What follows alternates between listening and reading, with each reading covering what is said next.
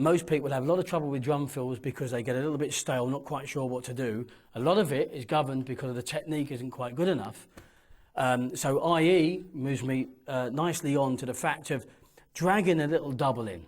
And what I mean by dragging a little double in, two ways in which I feel we do doubles. We do doubles with the fingers really pounding the second beat so that we get the velocity of the two beats the same, and then we do what's called a stick bounce double, which are two different ways of doing that, and I shall explain that. When we're doing normal double strokes to develop good technique between the fingers and the wrists, and to get maximum power out of, obviously, we've got the wrist drops the first one, you allow the stick to bounce off the skin, the fingers pull down the second beat.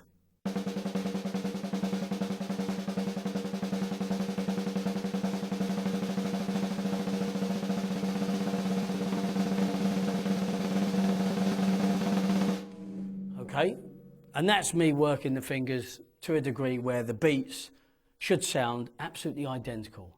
So if you did a set of single strokes, I'll do a set of single strokes now, and then I'll do the same thing with doubles. Hopefully, there should be no difference. That's when you know that your technique's working for you. So we've got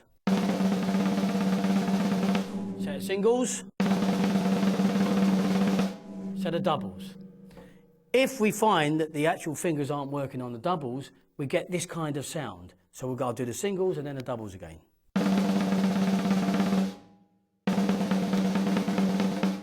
As you can hear, it's very crushed and not the clarity of the two beats aren't really coming out. Simply because my wrist throws down and I actually choke, I actually stop the stick from bouncing back. So it has nothing else to do but do a beat from there.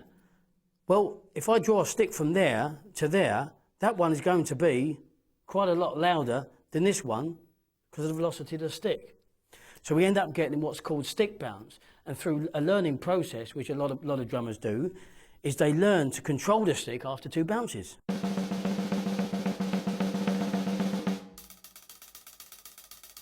we get a loud first beat and a quiet second beat. Well, that is incorrect. What we want, if we want them both quiet, which are called ghost notes, is that both the beats are an inch off.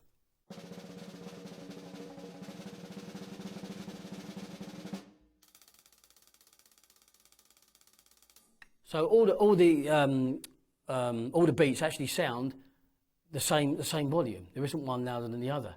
You don't need fingers for that. The stick is not moving enough that requires fingers. What you do is a control with stick bounce. So that's ghost note stick bouncing. The power, or to get them a little bit louder, requires, as I said, that drop with the fingers. Now, this is the secret. Are you ready for this? The power double, which not a lot of people are capable of playing, the power double comes where the fingers, instead of moving the stick, we now have to literally grab there. You see the whites of my knuckles? So anyone says you grab the stick, you're grabbing it too hard. Hey, if you want a power double, you grab it hard. It should be from the lightest thing possible, like holding a tube of toothpaste, to trying to destroy it. That's the only way you get the correct snap to draw out the power, and I shall demonstrate it now. I shall play the doubles, and then to increase the power, I shall pull the fingers in, and hopefully it'll come out louder. Here we go.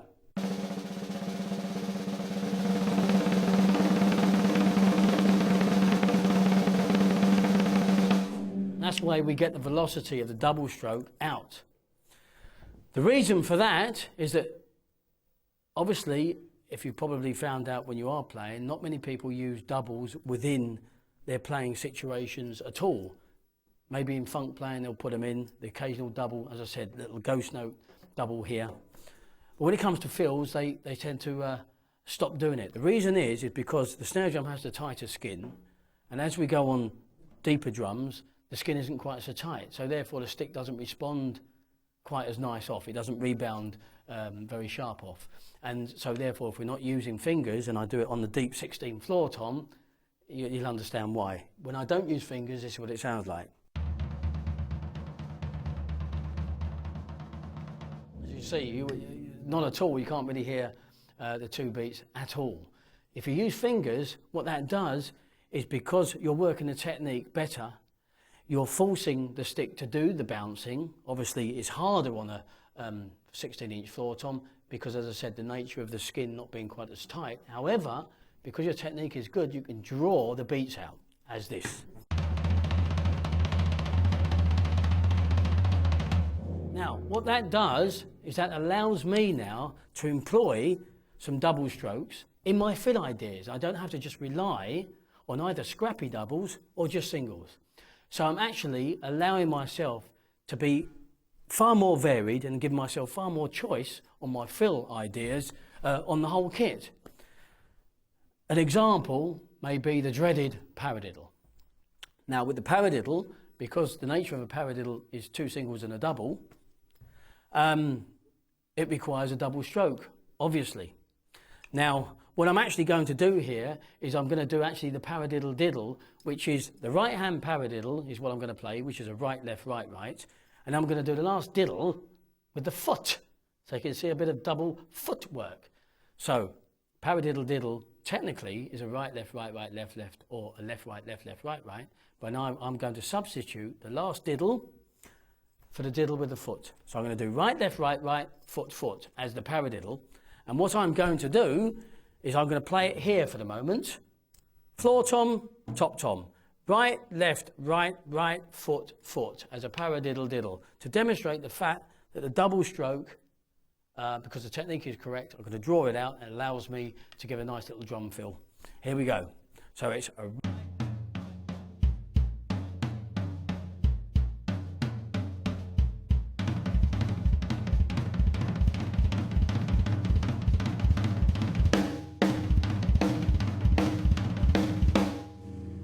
Now, because as I said, the faster you get, it requires the correct technique. The slower we get, the wrist can handle the situation.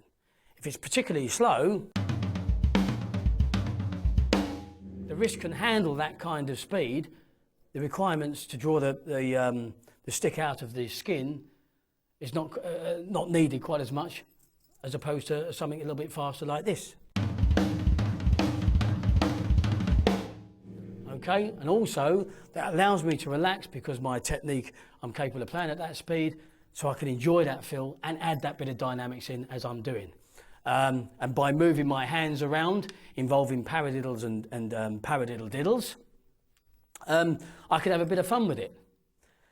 Which brings me to the next point of the importance of really working hard on all aspects of your paradiddles.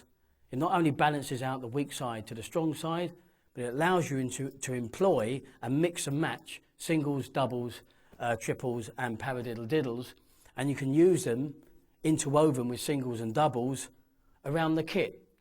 And what I tend to do when I practice is I try and use a method where that kind of thing is working. So I will use a method of using paradiddle diddles and single paradiddles and mix and matching them so that it gets me going, keeps me the fluidity going between those two exercises. It'll be something like this. I'll play it reasonably slowly for you first and then I shall play it fast.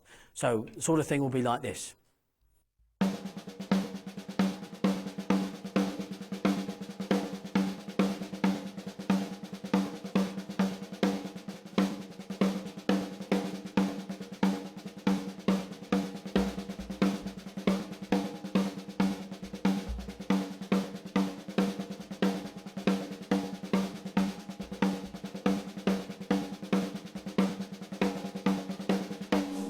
Kind of thing, we move up to speed.